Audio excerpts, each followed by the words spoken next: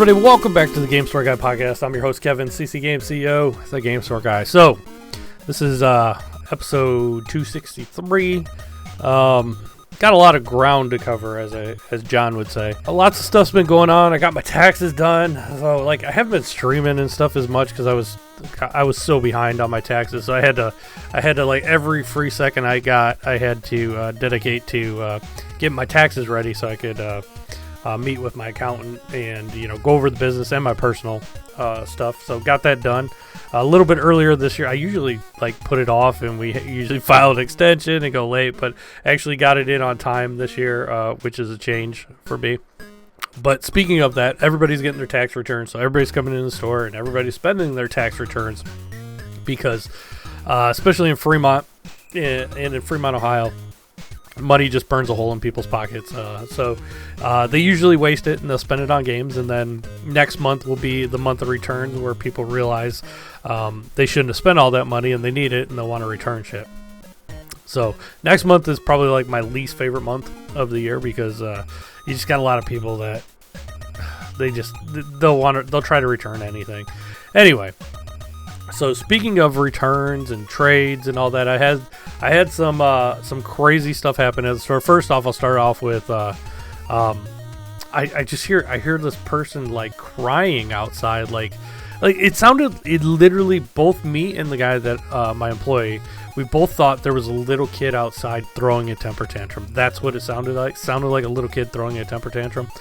And I even go to him, I go, God, I hope they don't come in here, because it has been a week where every shitty kid, and most kids are great, but I'm talking about shitty kids from shitty parents who don't give a shit what their kids do, and the kids run around all crazy in the store, mess up everything in the store, screaming loud. So that's what I thought was about to come in the door. But it just kept going on for a couple minutes. I go outside. I was like, all right, I'm going to go check on, see what the hell this is.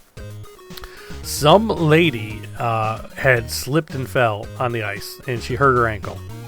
And she was crying and carrying on, and she actually works next door to us or whatever. I offered, is there anything, can I help? They had already called an ambulance for her. But my God, she was crying, and it was more of an emotional cry than it was physical pain cry. And like I said, I literally thought it was a 10-year-old throwing a temper tantrum. That's what it sounded like.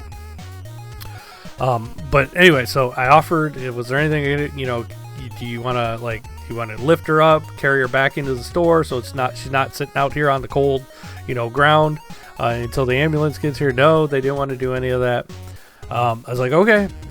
So I go back in my store, and then some old lady that was just kind of watching, what all went down. She comes in my store and she goes, they really need to salt this out here. And I go, yeah. I go, the landlord usually has somebody come by and, with the salt truck, and it had just turned from water to snow, from rain to snow. So it was getting icy. It's an act of God. Shit happens. It's Ohio. It's February. That sort of thing happens. People fall sometimes. I slipped and hurt myself the other day walking my dog. Nothing major. I actually didn't fall. I just slipped and I kind of pulled my groin a little bit. No big deal. I'm a man. I'll get through it.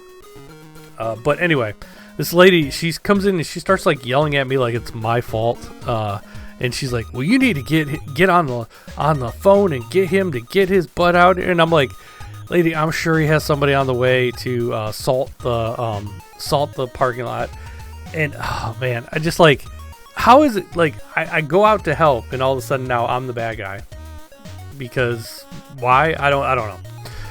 Anyway, so that dealing with that, I actually went back out. I took pictures because I didn't want anybody to say it happened in front of my store. It actually happened in front of Sherwin-Williams, which is next to my store. I don't want anybody trying to sue me saying they slipped and fell or whatever. And I had salt in front of my business. But anyway, so that was going on. Also, like I said, there's just been these unruly kids coming in lately. It's been a week of unruly kids, and yesterday, this is family, and these kids are running all over the store, and I have to say, hey, no running in the store. I have to be the adult. The parents don't fucking say anything to them, which is annoying. And then, like, right in front of the parents, I see the little girl, she's little, but she's probably like 8, 9, old enough to know better or whatever. She just takes her hand and just starts knocking over a whole row of video games, just like sliding them off the shelf. And the mom's just saying, and I go, hey, don't do that. And the mom looks at me like she couldn't believe I just yelled at her kid, but they stopped. They didn't even bother to pick it up. Like, the mom didn't offer to pick it up. Nothing. So I go out there and start picking them up. And of course, most of the time, these people that are like this, they don't buy anything. Or when they do, it's like a $5 item. It's not worth the hassle half the time. So I'm to the point now where I'm like, I don't give a shit. I'm going to tell your kid, I'm going to actually be the adult and tell your kid, hey, don't be doing that. But I shouldn't have to. And like I raised my kids, or they're older now. I raised my kids, where when they were acting out in the store, we would remove them from the store. We'd be like, especially if there were two of us, I'd be like, I'm taking the kids out of here. You finish up what you're doing. If it was a store for me, my wife would do that and take the kids out and let me finish up, real fast. But nowadays, parents just don't give a fuck. They just let their kids run wild, and it's crazy to me, and it pisses me off. And speaking of things that piss me off, I had a couple scenarios this week. One guy, I talked about this guy. I think I talked about him a couple of weeks ago, where he's trying to sell us his Halo Edition Xbox Series X. Well, since then, he's called like 4 times. And every time, it's like Groundhog Day. It's the same conversation. He wants top dollar for it. He wants like what the going rate is. That's just not how we operate. I'm not going to give you what it's selling for on eBay. I'm going to give you a % of that because I need to make money, or it's not worth it to me. Why would I buy it off of you for the same price that I'll probably sell it for, if I can get that? Anyway, so he keeps calling, and I'm like, dude, sell it yourself. Like, just sell it yourself. I'm like, I'm really not interested. We're not even in the same ballpark on price. I don't want it. Well, let me rephrase that. I don't want it for what he wants to sell it for. I want it for cheap. I'll buy it so I can make some money on it. But he's getting annoying, calling all the time. Then I had this older gentleman come in, and he wanted to trade in. He was trying to trade in a battery charger and for the Wii, and he didn't have the batteries. And so we told him you need the batteries that come with it. And I go, and to be honest, we don't even take those. I don't like buying them used. And he goes, well, this is the way it came. It didn't come with batteries. And I go, okay, well, regardless, I don't buy them used. And he goes, well, I got it here, and it did have our price sticker on it. Like he did buy it from us, but it was a brand I hadn't seen in a while. And I go, well, regardless, even if you got it from us, I don't want it because it is, it would have been used, and you don't have the batteries. You need the batteries for the charger. And he's like, well, I got them that way. So I just to humor this guy, I knew we hadn't had this for a while. I scan it. We haven't had that brand in 3 years. The last time I sold one was 3 years ago. And I go to the guy, I go, look, dude, we haven't had this brand in 3 years. I go, so regardless, even if you got it this way, I can't do anything for you. I'm not giving you any money for it. It's worthless. It doesn't have the batteries.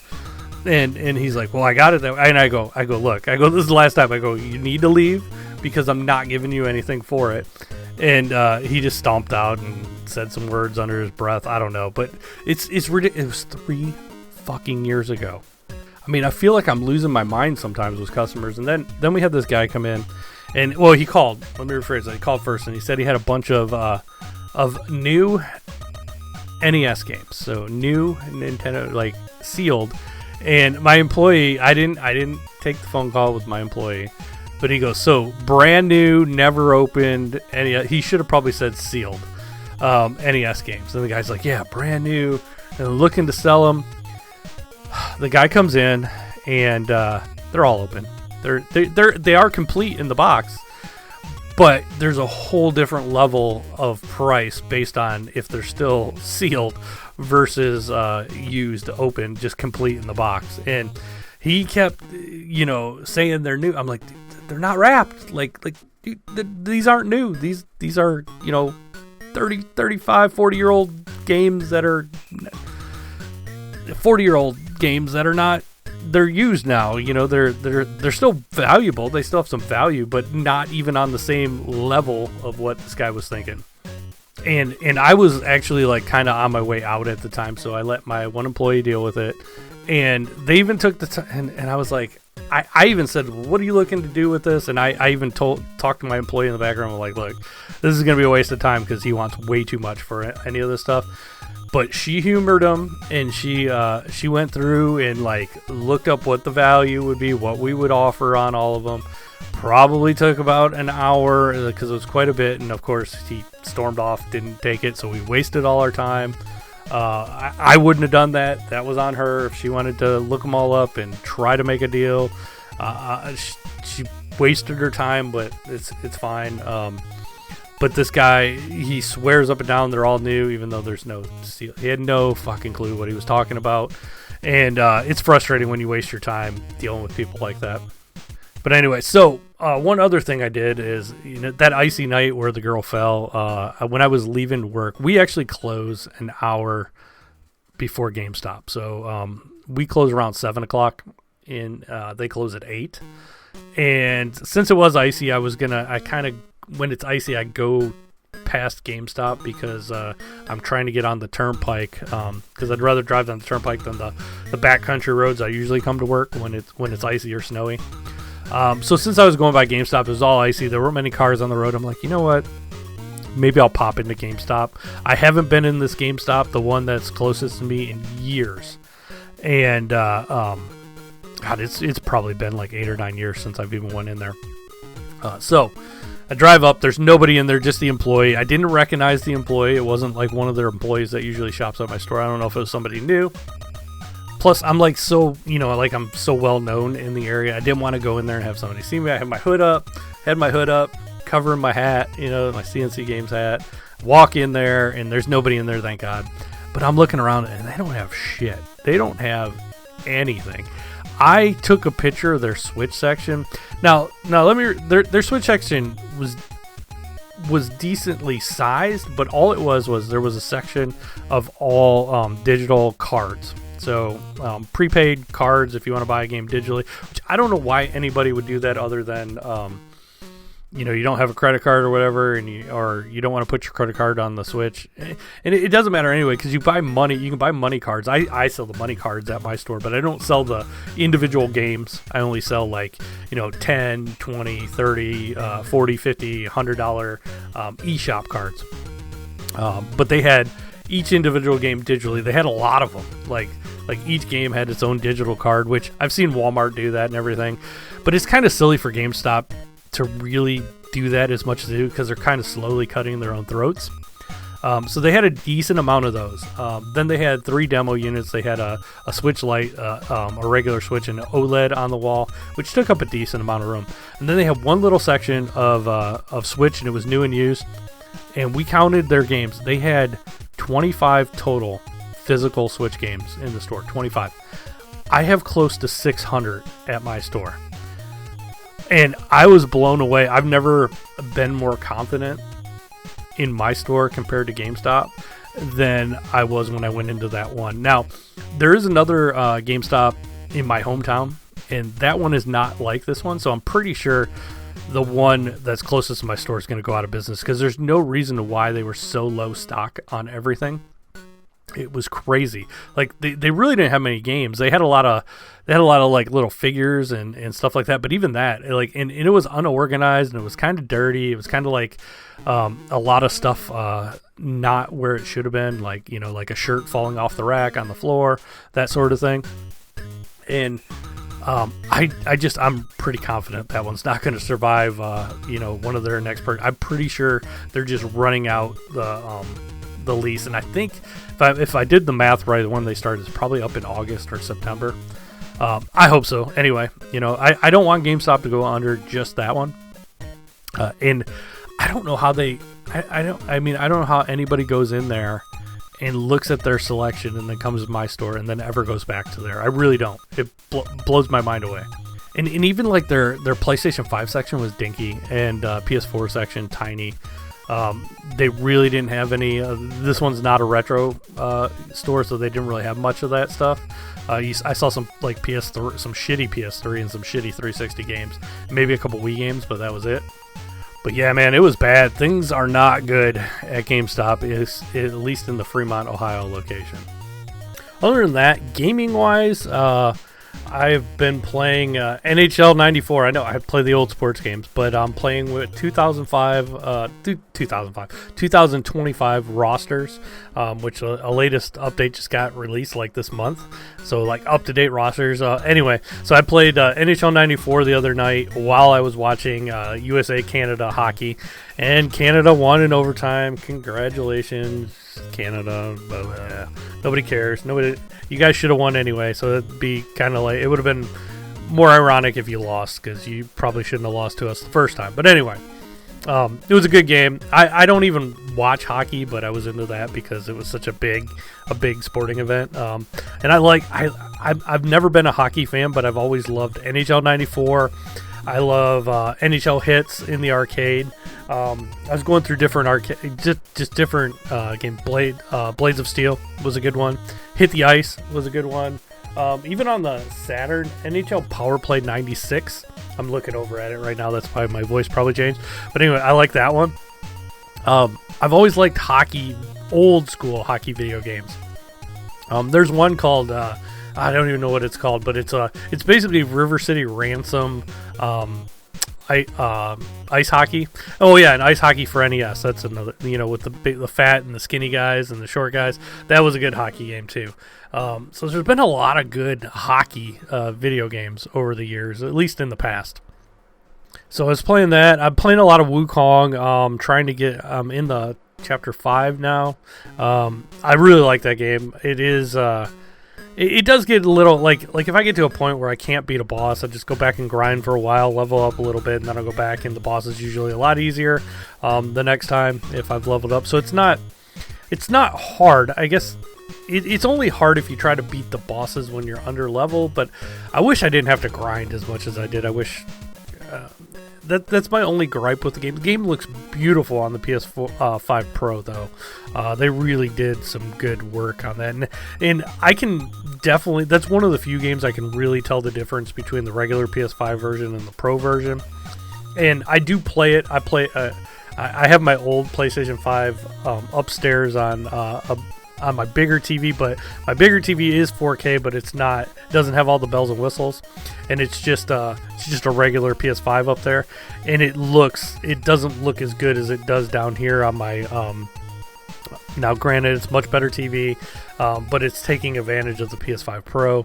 It looks so much better on the PS5 Pro. Anyway, love that game. I'm gonna beat that game. I haven't beat a game like that in a long time, and I'm taking my time through it. Obviously it's been out for months, but I really love Wukong.